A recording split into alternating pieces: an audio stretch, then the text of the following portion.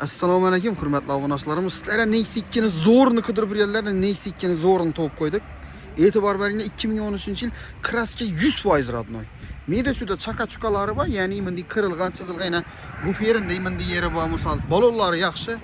Ish o'rinda ozgina chiziqi bor, lekin shunday zanglari bor. 100% kraska toza, 180 ming kilometr yurgan, Donus Pro 6 prostoy gidrolika variant bo'ladi.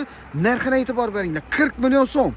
2013-yil 100% radnoy Nexia'mizni sizlarga 40 million so'mga berib beramiz. Agar puli naq bo'ladigan bo'lsa, ustunda yana 1,5 so'm kelishiladi, xudo xolasa. Xohlasangiz avtokredit qilib olsangizlar ham bo'ladi. Xohlasangiz barter variant olsangizlar ham bo'ladi.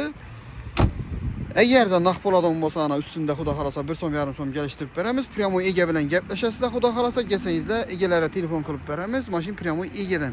Generalniy doirniz berilami? Generalniy doirniz hamma narsa beriladi. Esa yetdi mashinamiz Qo'shcha Pravtoliderda turadi. Kelaverasizlar.